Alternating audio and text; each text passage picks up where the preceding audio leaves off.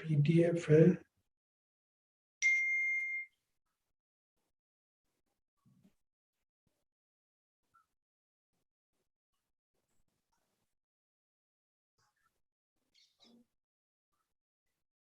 Due to technical issues, the report here is out of the internet, so we'll start soon.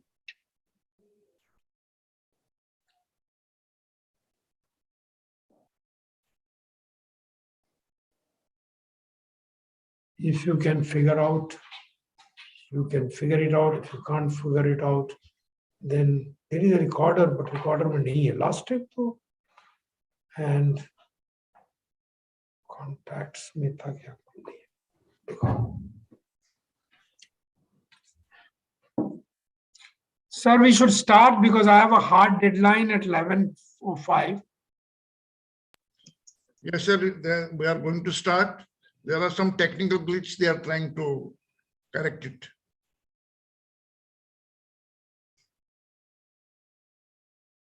We'll be starting within a few minutes.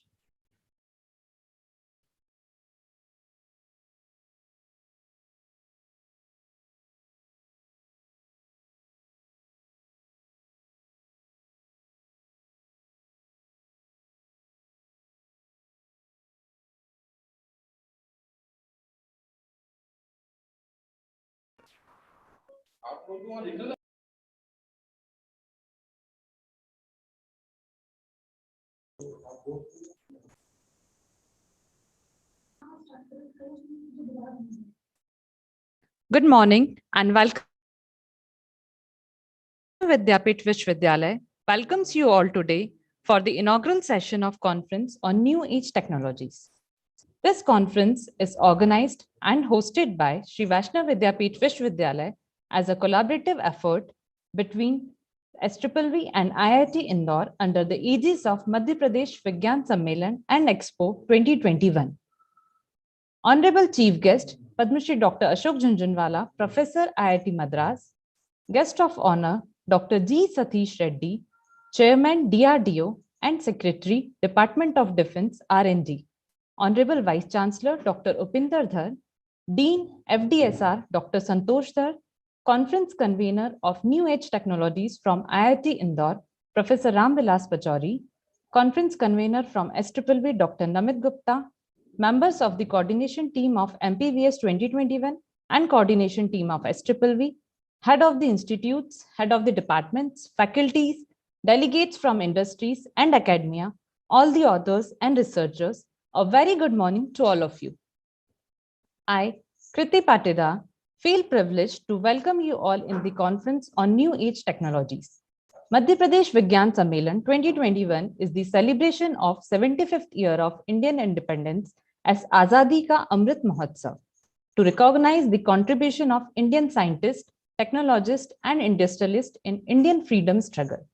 The aim of this Sammelan is to bring artisans, academicians, scientists, researchers, innovators, technocrats, school children and industry practitioners together to exchange their traditional and modern science ideas in a single umbrella to cherish the fruitful outcome of Sammelan. Under the umbrella of MPVS 2021, there are in total 17 conferences and 3 conclaves. Among 17 different conferences, one of the conferences is organized and hosted by Sri Vaishnav Vidyapeeth Vishwavidyalaya. The theme of the conference is New Age Technologies, which will showcase development in the various cutting-edge areas like smart cities, Internet of Things, robotics, process automation, electric vehicles, AI, ML, and other soft computing technologies. It's a holy tradition to worship our goddess Saraswati before any important event. So let's dedicate our prayers to Ma Saraswati for the auspicious ceremony. I request our AV team to play the video for virtual lamp lighting. Shubham kurutvam kalyanam arogyam dhanasampada. Shubham kurutvam kalyanam arogyam dhanasampada. Shatru buddhi vinashaya dipajyotir namostute. दीपज्योतिर्नमोऽस्तु ते शुभं कुरु त्वं कल्याणम् आरोग्यं धनसम्पदः शुभं कुरु त्वं कल्याणम् आरोग्यं धनसम्पदः. Thank you all. Let us extend a gracious welcome to our chief guest, Padma Shri Dr. Ashok Jhunjhunwala, Professor IIT Madras. I request Honorable Vice Chancellor Dr. Upinder Dhar to please give virtual floral welcome to our distinguished chief guest, Padma Shri Dr. Ashok Jhunjhunwala.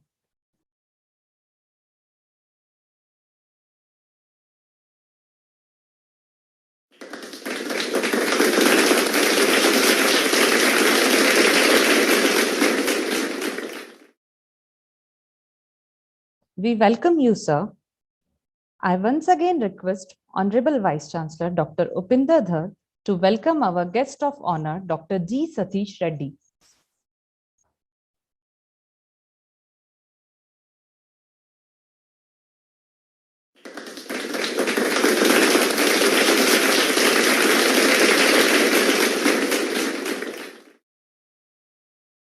We welcome you, sir. Now, I would like to request Director SVITS Dr. Namit Gupta to brief us about the conference. Over to you, sir. Thank you, Kriti ma'am. Respected chief guest on the occasion, Padma Shri Dr. Ashok Jhunjhunwala sir, Professor IIT Madras.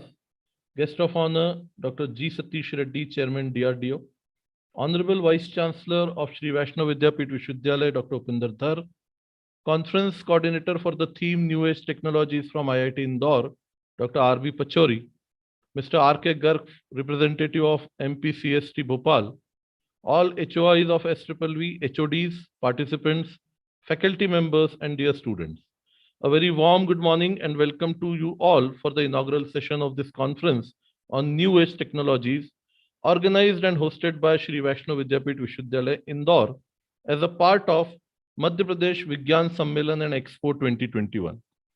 It is a matter of proud privilege for SVV Indore that we are hosting a conference on New Age Technologies such as cloud computing, artificial intelligence, Internet of Things, augmented reality, smart cities, electric vehicles, virtual reality, robotics, and many others.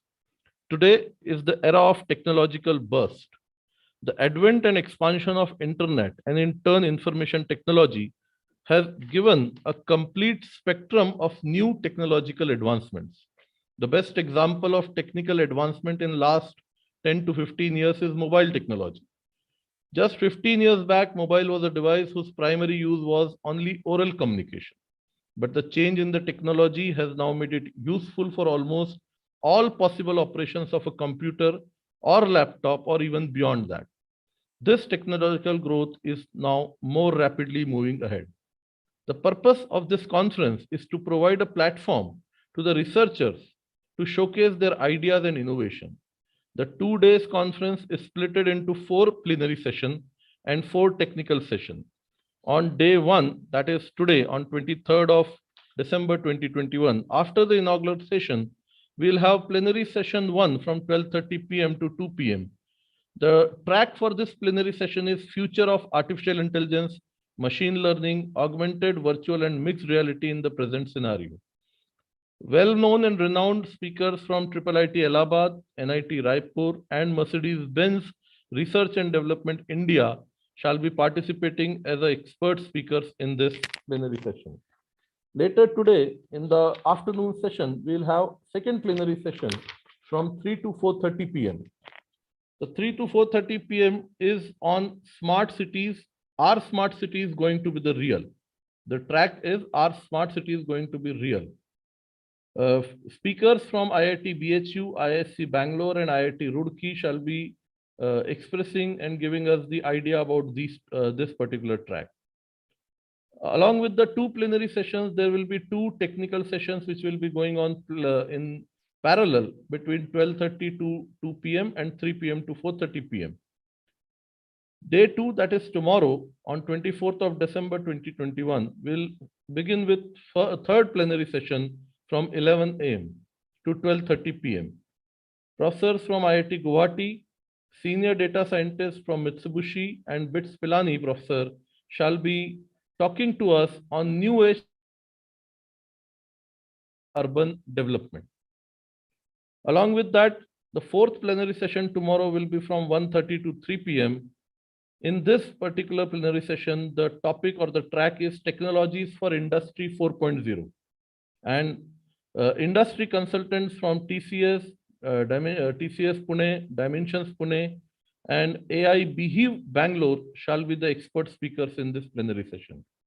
As far as technical sessions are concerned, 4 technical sessions shall be there. After very meticulous scrutiny, we have got 28 papers who have been selected for the final oral presentation during the 2-day session. So 4 technical sessions, each constituting of 7 papers each, shall be conducted in parallel to the plenary session. So this is the overall order in which we'll be going on for the next 2 days in this conference. And I wish and I hope that this 2-day conference will be helpful for all of us to enhance our knowledge in the field of new age technology. Thank you, sir. Over to you, ma'am.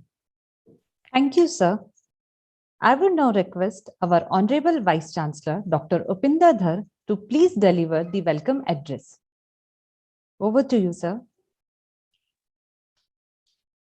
Good morning, our chief guest, Professor Ashok Junjunwala ji,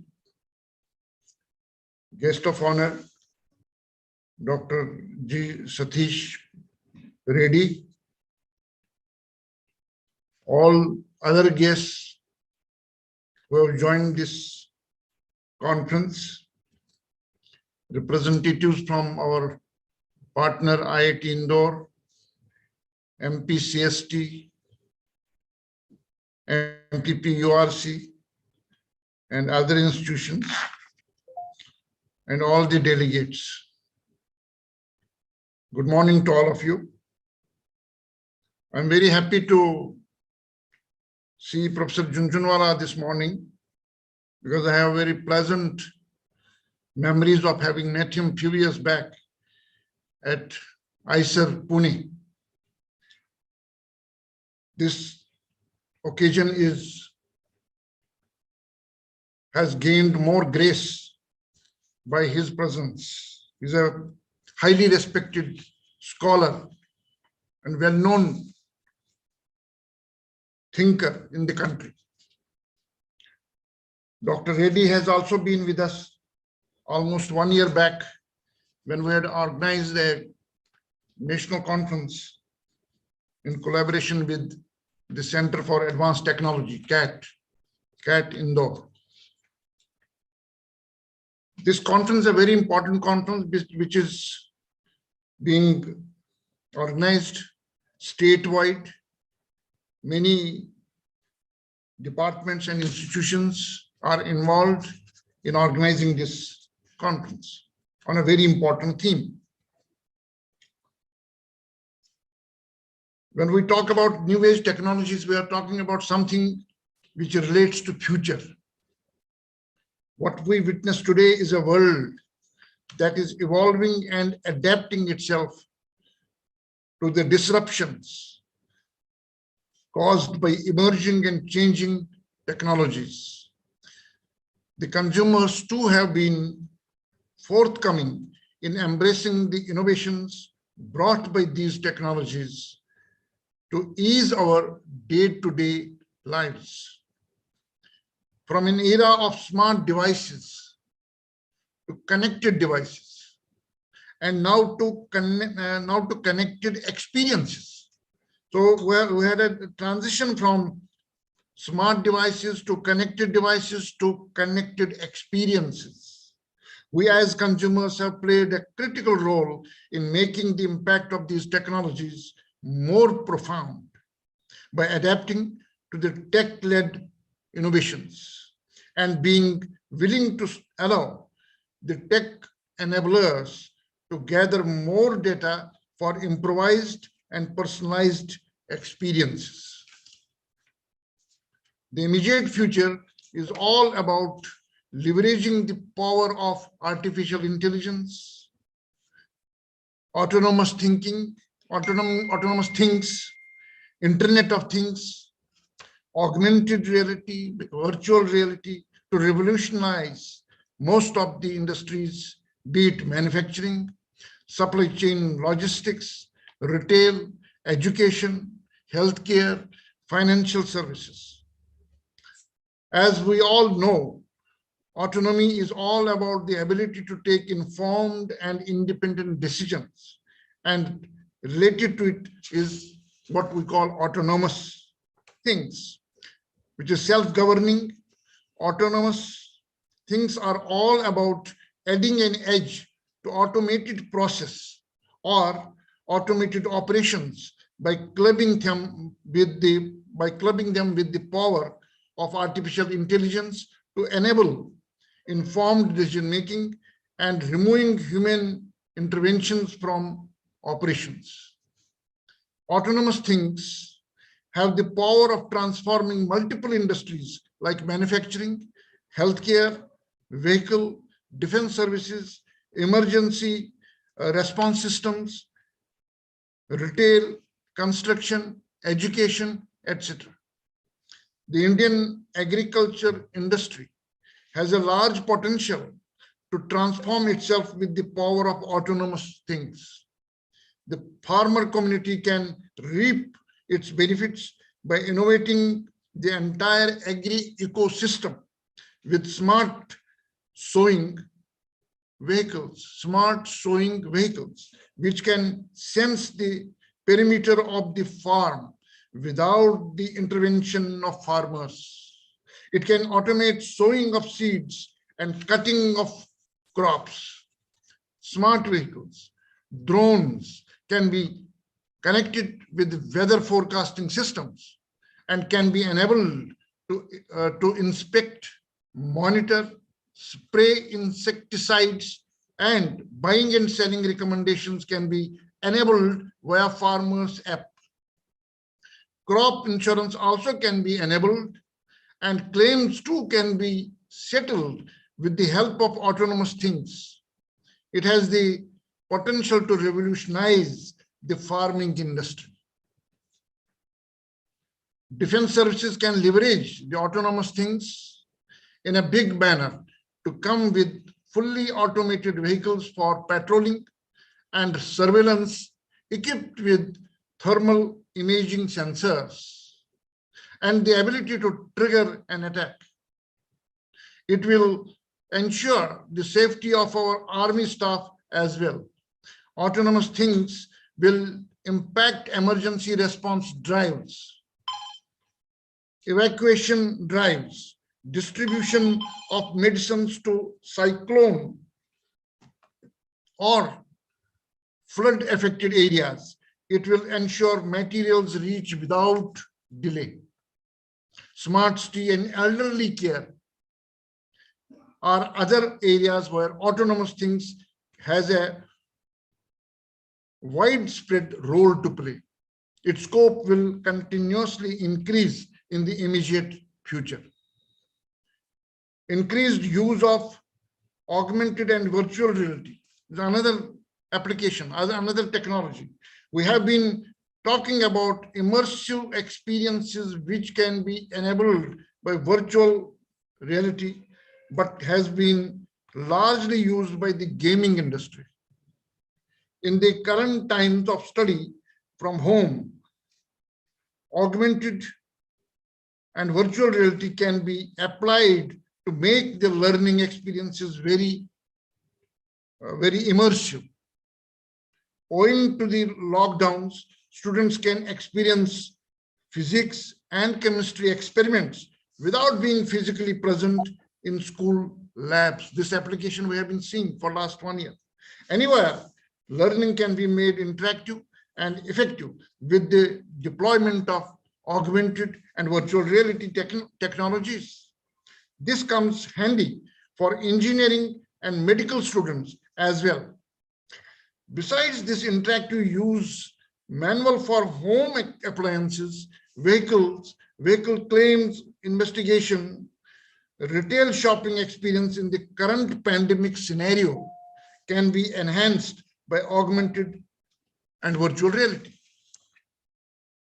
So far as blockchain is concerned, this is another emerging technology which is posed to create a profound impact on various businesses. So far as the blockchain is concerned, this technology is all set to transform the banking and insurance industry to operate in an efficient manner and impact the health providers in a major way. All patient medical records can be maintained in a secure manner, and the same can be accessed by various ecosystem providers like insurance companies, basis and customer consent, subject to the customer consent. It also can enable event-based notifications for insurers to initiate claims processing. For example, cashless mediclaim registration to be initiated every time a patient checks in to the hospital. While admitted in the hospital, he or she succumbs to the disease. Insurance carriers can automatically be notified without any intervention. This proactive notification then automatically triggers claim processes. Blockchain tech can transform the way our electoral polls are conducted by enabling transparency in polls. Other areas of our lives which can get impacted by this technology are the real estate buy and sell, result in reduction of lengthy transactions.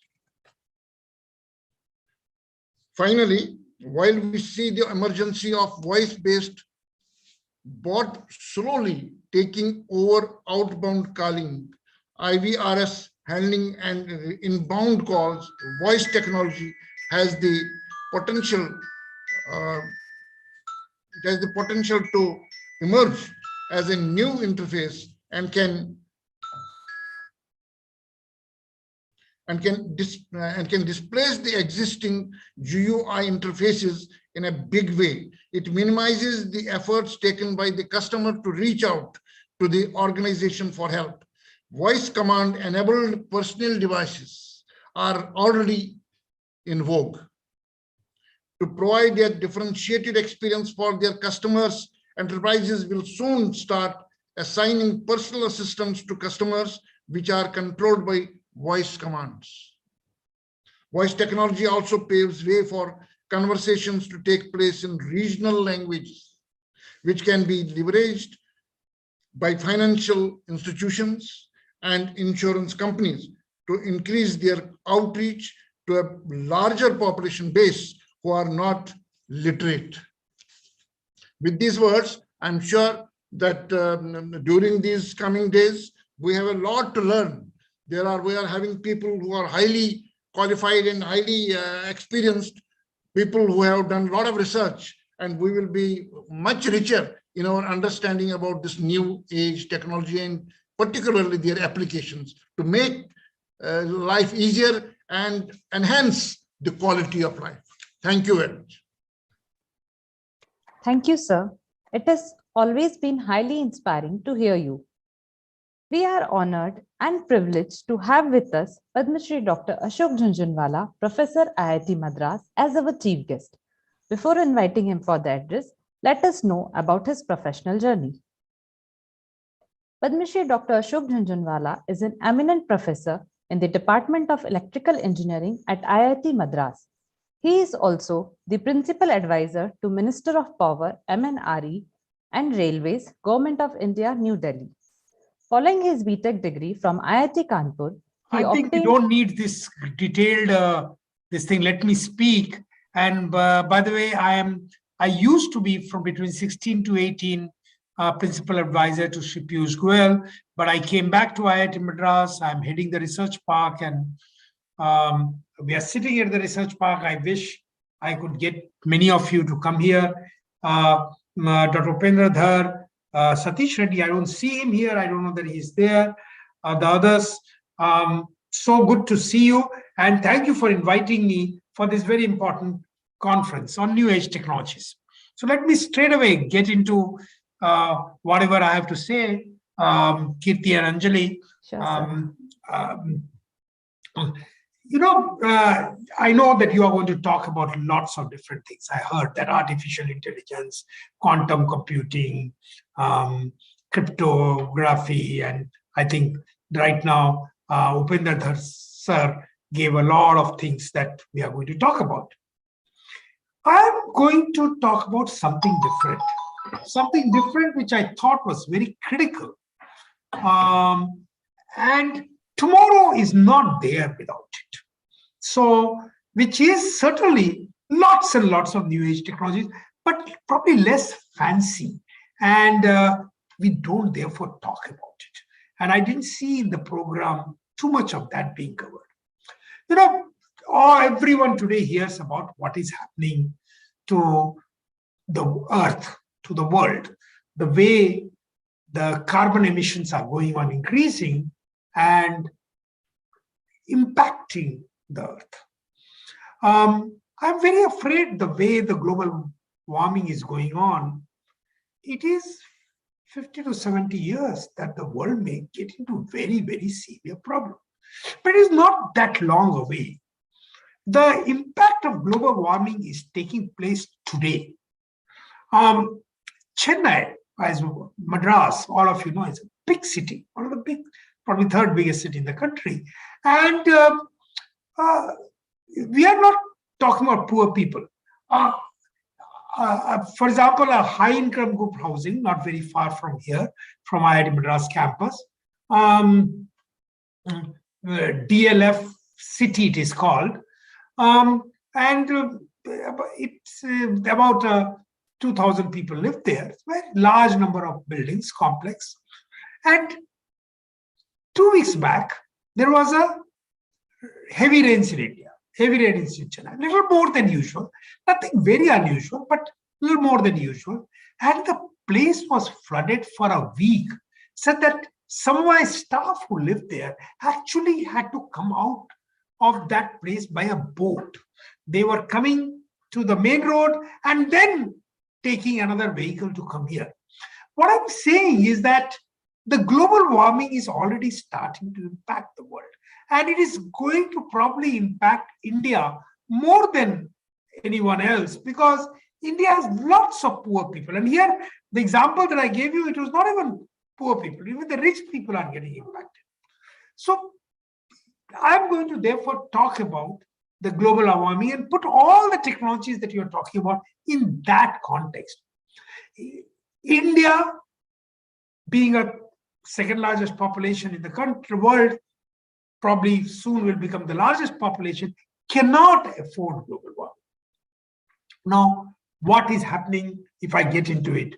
In terms of per capita greenhouse gas emission, we are 103rd. And therefore, rightly our Prime Minister sort of says, well, it is not a problem created by us. It's a problem created by the rest of the world, and they should solve it. Well, that there is a certain viewpoint. I think it's a valid viewpoint.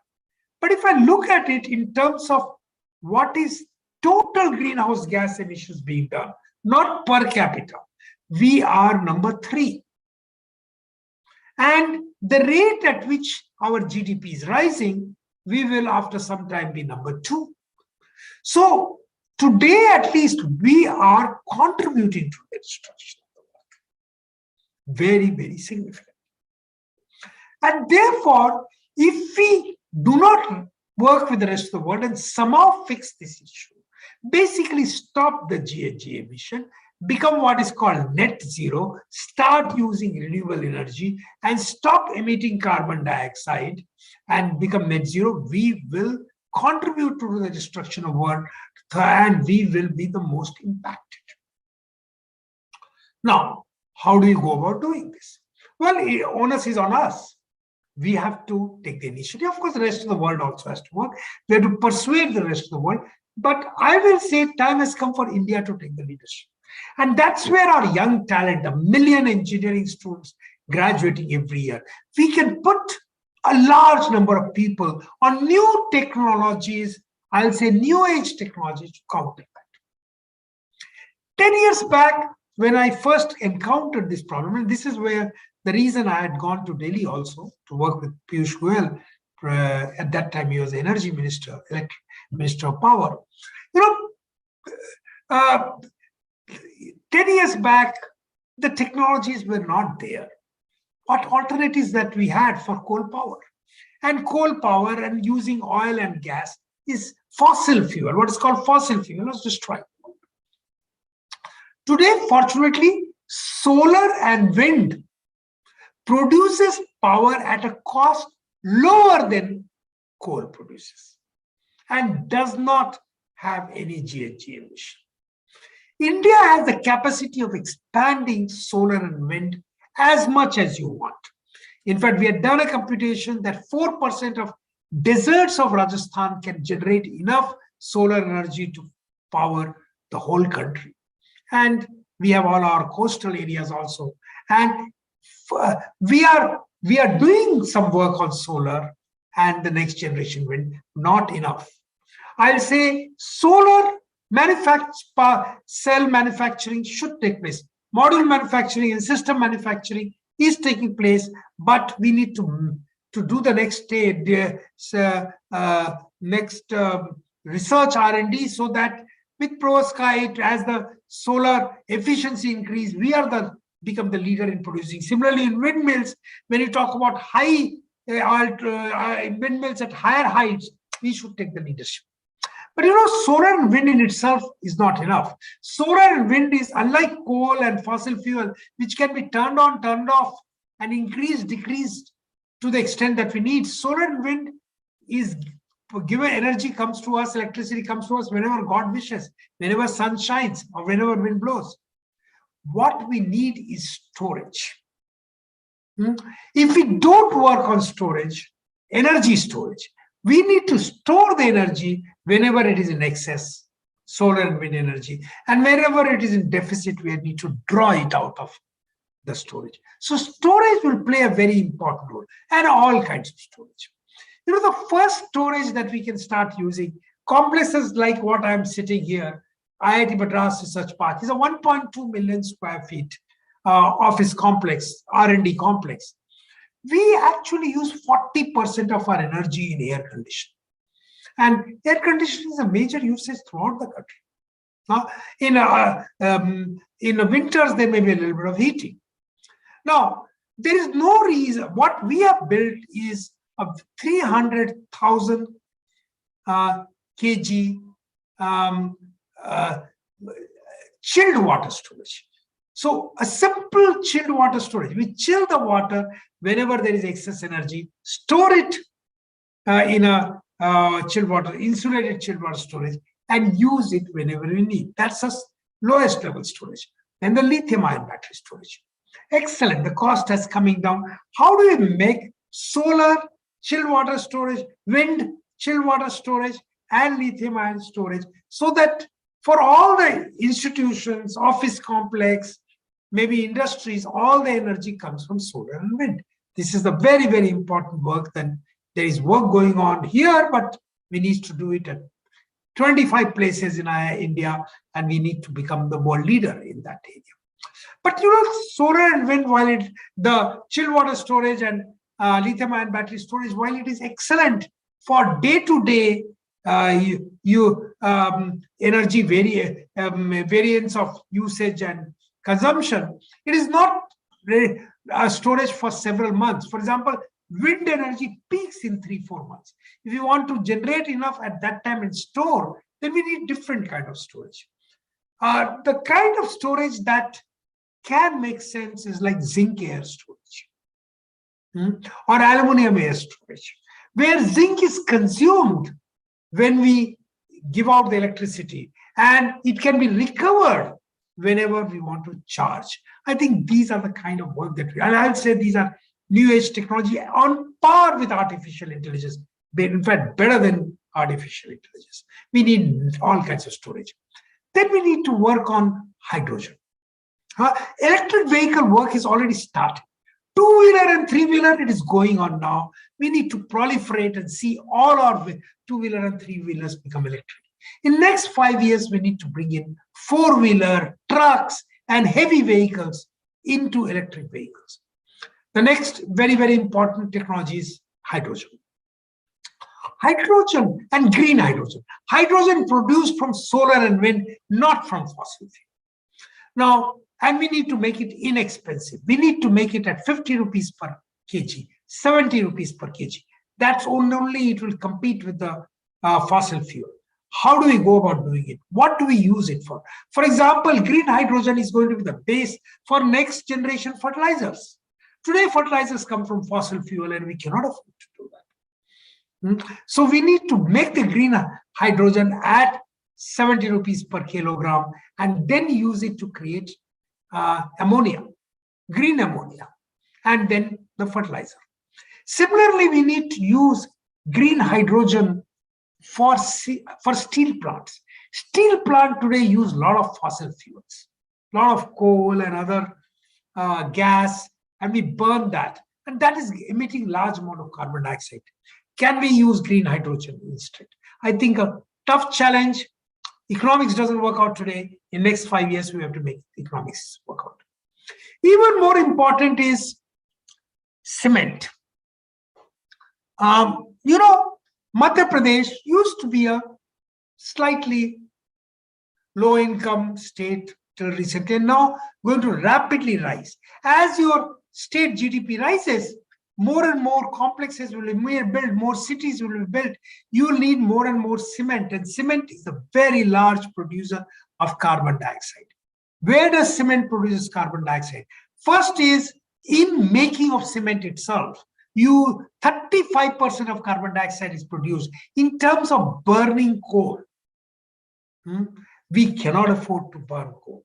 What we need to do is once again use green hydrogen as energy. How to use green hydrogen to make cement? I know Madhya Pradesh, Chhattisgarh, see, these are places where there are large number of cement plants, and we need to convert that. Otherwise, carbon dioxide is going to be a serious problem. But even more serious problem, that even if we convert to green hydrogen, even then 65% of the carbon dioxide actually is done from limestone. Remember, I am an electrical engineer and computer science person. I would have been more comfortable talking about artificial intelligence and quantum computing, but I decided there is enough going to be talked about that. I'm going to talk about things that normally electrical engineers don't know. But in this interdisciplinary world, we need to learn all that. I've learned that limestone gives 65% of carbon dioxide. What do we need to do? We need to capture that carbon dioxide. And once we capture that carbon dioxide, we need to have a carbon dioxide gas pipe, like the gas pipe that we used for fossil fuels today. We need to therefore take it to every construction site. And what do we do carbon dioxide? Today, IIT Madras, for example, is working on technology that when I build buildings, can I, you build pillars, can I sequester the carbon dioxide in those pillars? I can capture the carbon dioxide in those pillars. Now, you cannot do that in the existing pillars because existing pillars use iron and steel for strengthening those pillars. And if I push in carbon dioxide, they will corrode. And in 5 years, those pillars will go waste. We cannot do that. So the first thing that we need to do is learn to strengthen those pillars by something like glass fiber instead of steel or iron. And when we put glass fiber, then we can sequester carbon dioxide, and carbon dioxide will become carbonate and will get captured. So carbon dioxide produced from limestone in Madhya Pradesh, we need to bring it to every construction site all over the country and actually put it into pillars which would be strengthened by glass fiber, not by steel rods. This is something that we need to do. A lot of R&D, we need to make it commercially viable, economically viable, and then we need to really to work on these technologies. We'll need your chemical engineer, chemists, physicists, electrical engineers, computer scientists to work together. We can actually capture through all the data, carry out data analytics, and figure out what needs to be pushed. Similarly, today we use either glass walls or brick walls. Brick walls, when we are actually using topsoil from our agricultural land. It is destroying our agriculture. We need to replace that by prefabricated walls, which could be as thin as the glass or maybe double that thickness. And we may even do two wall with a hollow inside, so that we can see that the heat doesn't come in so easily. We need to produce those kind of things, and in that also we can sequester carbon dioxide. There are so many opportunities. You can go on and on. We need to work on nuclear. Will be important energy. But of course, I know less about it, and maybe it will take, but smaller modular nuclear, large nuclear plants are not going to get us very far. Smaller modular nuclear, which you can put it on every campus. Can we do that? Can we learn to store in this gas pipeline, which will carry carbon dioxide? Can we compress carbon dioxide and store energy? And when we decompress, can we get energy out? I can go on and on. And I think all our data analytics, artificial intelligence has to be used to solve problems. And all this actually can be done while increasing our GDP. One of the biggest problems is world is telling us don't increase your GDP. Well, what can we do? We have lots of poor people. Take Madhya Pradesh, take Chhattisgarh, take Jharkhand, take Bihar, take Uttar Pradesh. So the poorest people live there. In spite of all the hype, leave hypes aside. Orissa, we need to employ them, which means we need to increase industry. We need to strengthen agriculture by green fertilizers, not by natural fertilizer and green fertilizer, not by fossil fuel based fertilizer. We will be destroying the world. So I can go on and on. There is so much technology to be done. And these are doable today, in next 1 to 2 years, 5 years, 10 years. We have 1 million engineering graduates and large number of science graduates every year. If we just can channelize this energy, even 1% of this is enough to take leadership in these areas. We need to take leadership in these areas. And Upendra sir, I will suggest that you and your university take lead. If you want to work, we will be very happy to work with you. We will create incubations at your place. We can get young talent. I strongly believe in young talent. These solutions will not be worked on by old age people like me. It will be done by, I'm sorry to say that, including all of you. I see only Anjali and Kirti here to be very young, maybe Anand Babu. It is people like them, or I'll say younger than them, the young students who are going to make a difference. Thank you very much and best wishes to your conference. I hope I have kept things intact. Thank you. Thank you, sir, for sharing your profound knowledge. Your words will inspire young engineers, technocrats, and researchers. It is our privilege to have with us Dr. G. Satish Reddy as our guest of honor. I request Professor Anjali Gupta, Conference Coordinator, to introduce the guest of honor to the audience and invite him for the address. Over to you. Namaskar, Satish Reddy, sir. I just saw you. Okay. Maybe very brief introduction, and I think everyone knows Satish quite well now. Welcome, Mr. Reddy. Welcome, sir. Welcome, Reddy, sir. Thank you, Kriti. I, Anjali Gupta, feel privileged to introduce such a noted personality as a guest of honor. Dr. G. Satish Reddy, Chairman DRDO, as the top defense scientist in the country, guides the development of major programs on missiles, strategic systems, fighter aircrafts, unmanned aerial defense systems, radar systems, and others. He is a visionary and institution builder. Aimed as one of the leading aerospace scientists of the nation, Dr. Reddy is also the Director General of Aeronautical Development Agency, that has developed the fourth generation light combat aircraft Tejas, which is being introduced into active service.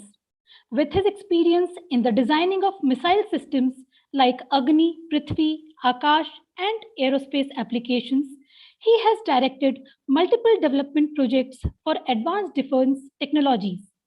India's maiden successful test of anti-satellite missile mission Shakti was successfully executed under his watch. Dr. Reddy has also initiated to effectively develop required technologies in fighting against COVID-19 pandemic. Under his guidance, nearly 50 technologies for preventing COVID have been developed and about 75 products have been transferred to 100 industries. Dr. Reddy is first Indian in over 100 years to be conferred with the prestigious honorary fellowship and silver medal by the Royal Aeronautical Society, London. He has received American Institute Aeronautics and Astronautics Missile Systems Award, National Systems Gold Medal, National Design Award, Award for Engineering Excellence, and Homi Bhabha Gold Medal. Now, I would request Dr. Reddy to say a few words to the august gathering present here. Over to you, sir. A very good morning to everyone. Dr. Anil Kothari, the Director General of Madhya Pradesh Science Council of Science and Technology.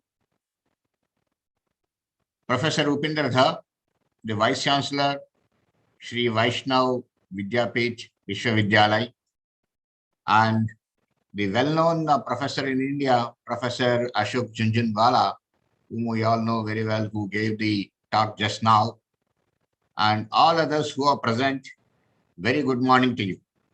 First of all, my appreciation and congratulations to the entire team for organizing this Madhya Pradesh Vignan Sammelan and Expo, and for a two-day event, particularly talking about the subjects which are required for tomorrow, or more like even today also.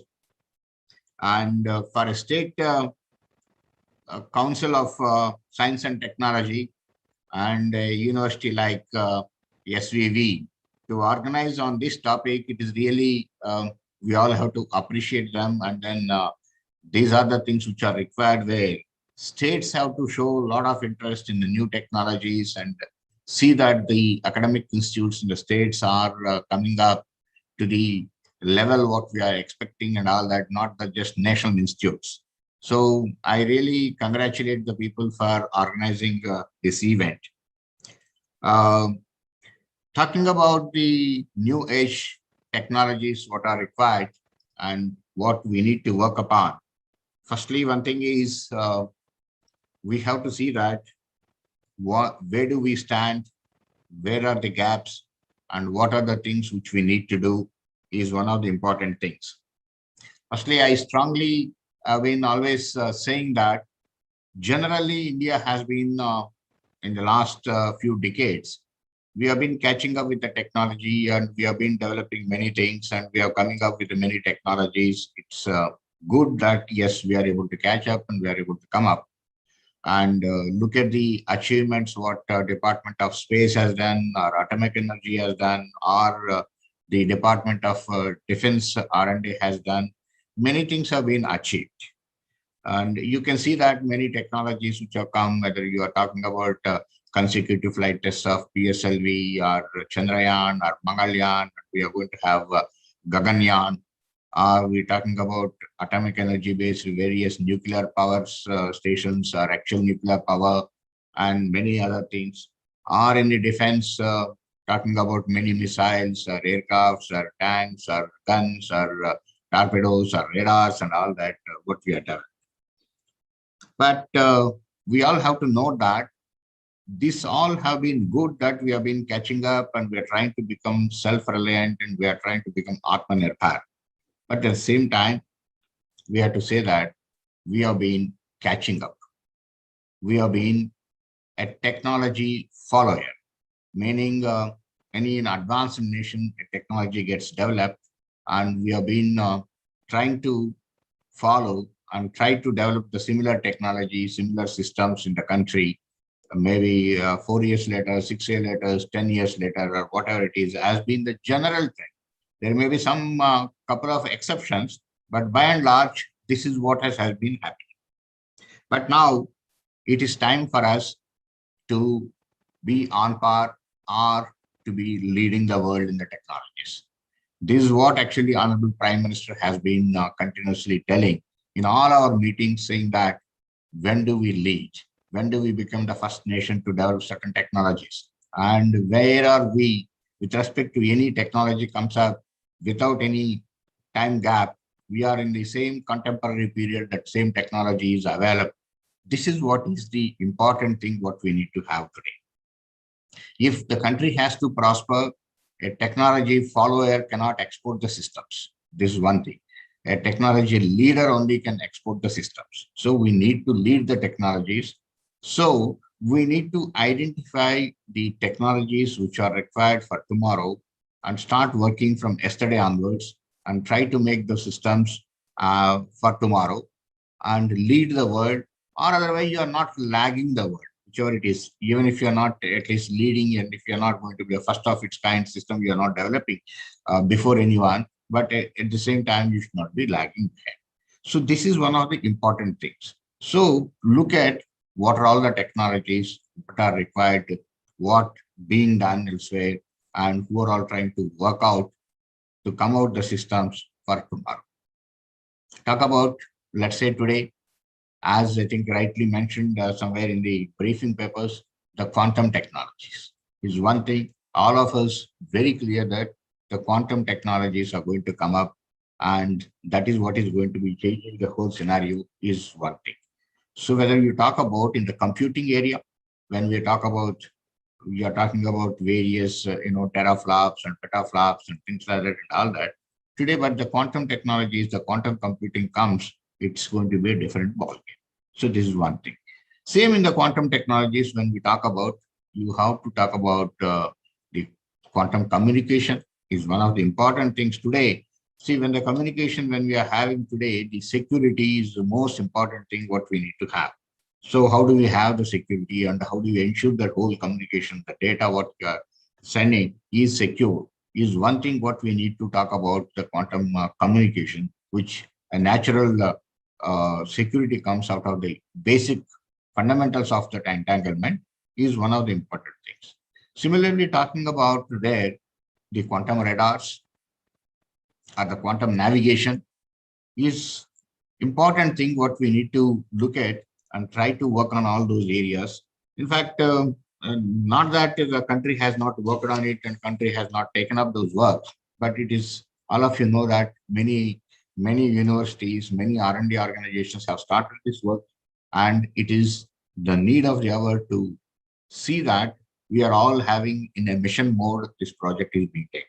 In the quantum area, the government is taken very serious steps. The Department of Science and Technology, Department of Atomic Energy, Department of Defense R&D, we, along with many universities, are trying to take up this work to go ahead in very serious manner and seriously moving towards the technologies which are required for this. Second, I always feel that one most important thing, any country to be self-reliant, is the materials technology. Is the most important thing. When we talk about varieties of materials, the processing technologies, varieties of alloys, the processing technologies, are today when we are talking about the composite materials, the rare earths, and various composite materials and processing technologies is one of the very important things what any country need to have.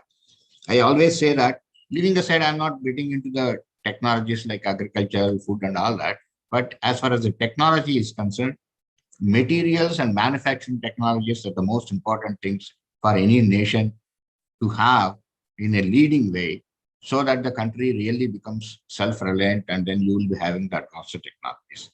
So materials is one thing which, again, the government is very seriously looking at. There have been a number of deliberations and discussions on how do we actually work on materials related technologies, or also having the natural resources, whether we have hire a mine from outside or use the natural resources here, are we losing the very natural resources out of various other mining activities?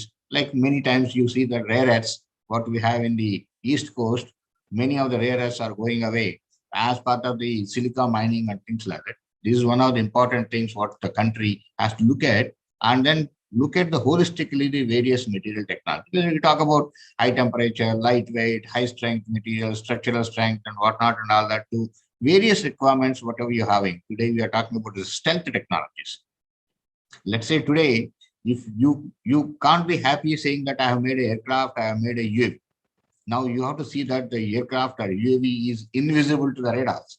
So you need to work on the stealth technologies. One is designed by the stealth design of the aircraft itself. And second thing is stealth materials. Unless you have the materials and coatings, what are stealth materials, this is very important. Similarly, you have the engines, the IR, the signature of that engine, we need to suppress that. Otherwise, you are very clearly visible to the enemy and all that is one more important technology. So this is where the materials technologies play a very, very important role, which we need to work on that and try to see that we are able to work on many of the technologies. See, talk about civilian and sector also. We are talking about, we have to see that we are saying that we have to eliminate plastics, we have to eliminate bags and all that. This all actually becomes part and parcel of the material technologies where we are able to develop to make the civilian society also very, very comfortable. And as I said, from materials, when you look at it, is a processing technologies, manufacturing technologies. The manufacturing technologies have to be innovative every day. Unless we are innovative, we won't be able to manufacture a product in volumes with at a lower price and becomes a green technologies, lower power, lower wastage, the higher quality and whatnot and all that comes from the manufacturing technology. This is one area where as a nation we should concentrate. Advanced manufacturing technologies or innovative manufacturing technologies is one thing. Just not talking about additive manufacturing technologies or industry 4.2 and all that. Each and every sector, let's say we talk about even the textiles, the manufacturing technology. You talk about manufacturing of electronics, the PCBs, the flex PCBs. From there onwards, you talk about anything, each is a subject by itself where we have to work on that manufacturing technology.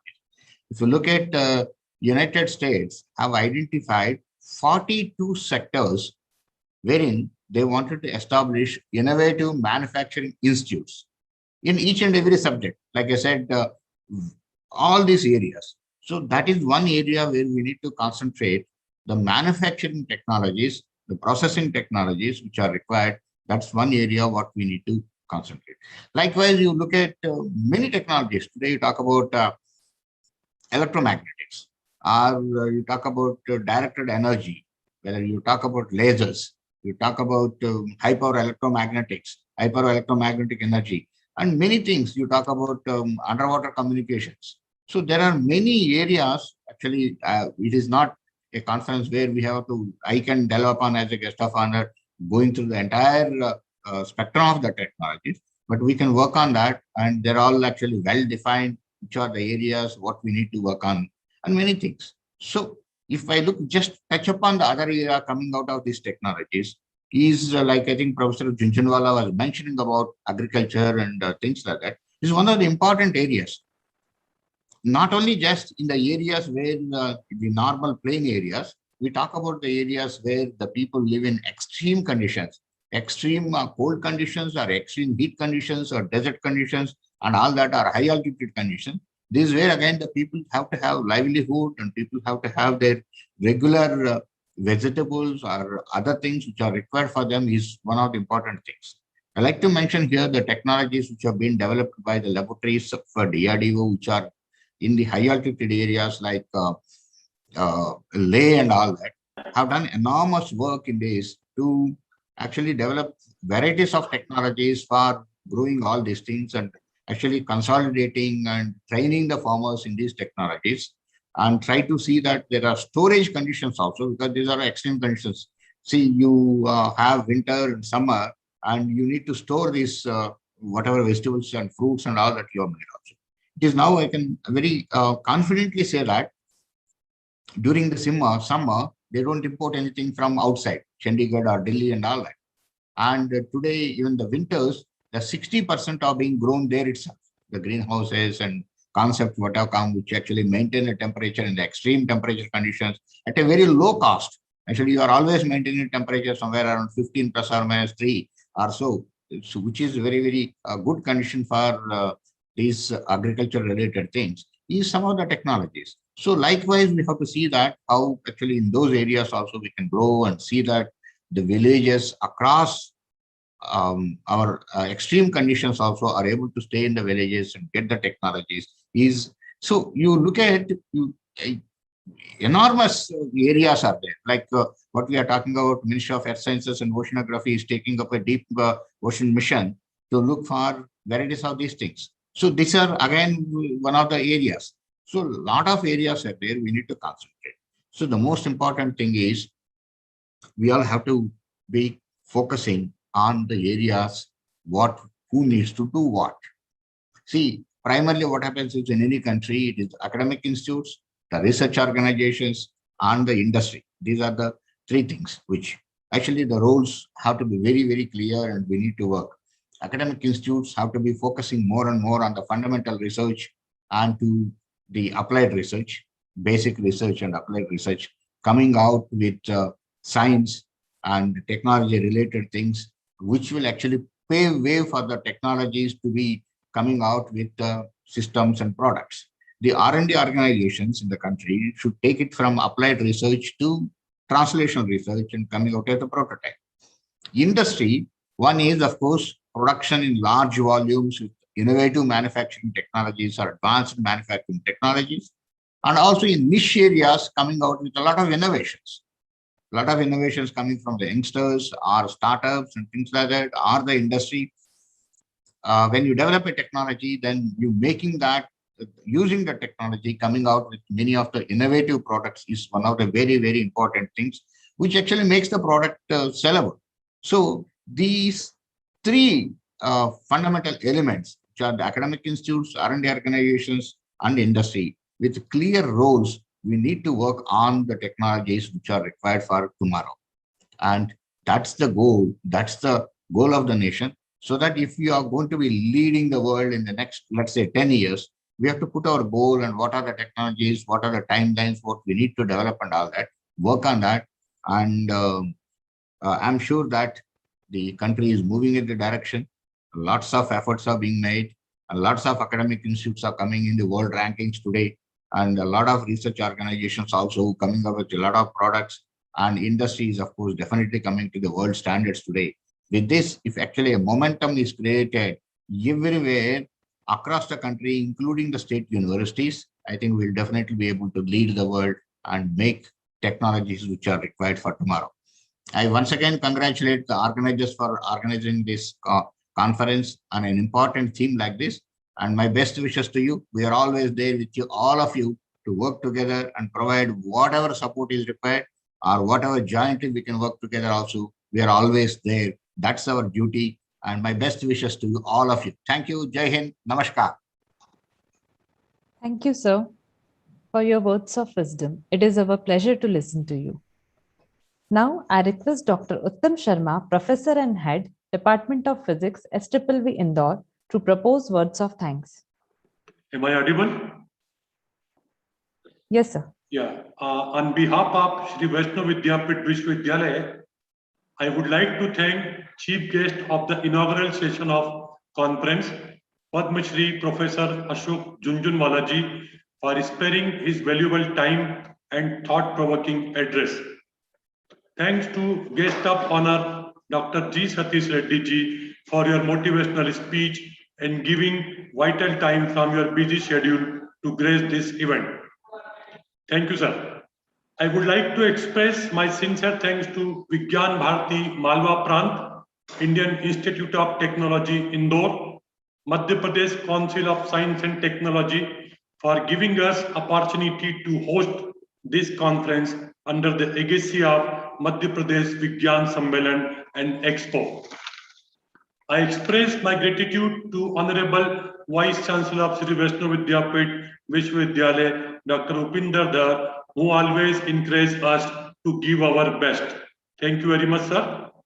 I would like to express my sincere thanks to conference convener Dr. Namit Gupta sir and his team for hosting the conference and wishing all the best for the conference.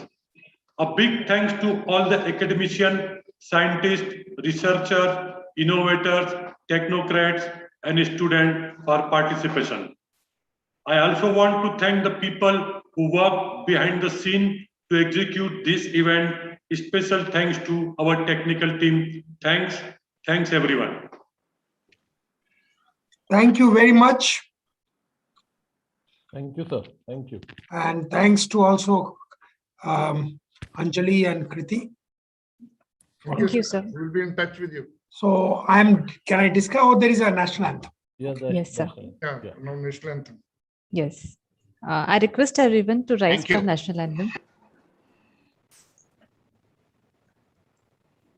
जनगण मन अधिनायक जय हे भारत भाग्य विधाता पंजाब सिंध गुजरात मराठा द्राविड उत्कल गंगा विंध्य हिमाचल यमुना गंगा उच्चल जलधि तरंगा तव शुभ नामे जागे तव शुभ आशीष मांगे गाहे तव जय गाथा जन गण मंगलदायक जय हे भारत भाग्य विधाता जय हे जय हे जय हे